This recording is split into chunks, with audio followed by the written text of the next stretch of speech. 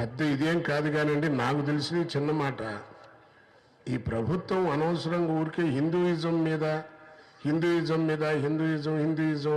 అంటుంది. అసలు దీన్ని ఎందుకంటే అమ్మని పిలవడం తప్ప అండి మనం చేసే తప్పు?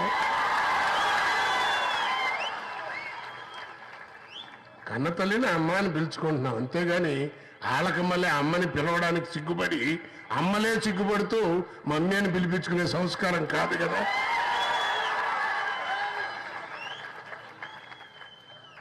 అసలు ఏంటి హిందుత్వం, దీని గురించి హిందూయిజం మీద ఎందుకు ఇంత రివల్ చేస్తున్నారు నాకు అర్థం కాదు. బేసిక్గా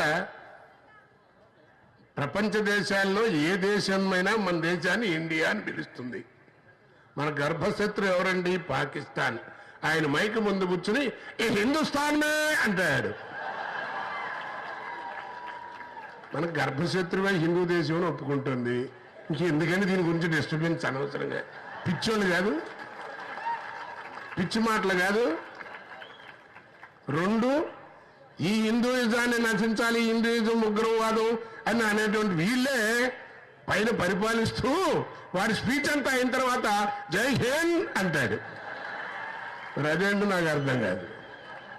మరి ఇది దేశం కాదు, హిందువులు మాట్లాడకూడదు, హిందుత్వం డామినేట్ చేసేప్పుడు మరి నువ్వెందుగా ఈ జై హింద్ అంటున్నావు? అందుకని అద్దం ముందు కూర్చుని అందంగా ఉన్నావు అనుకోవద్దు.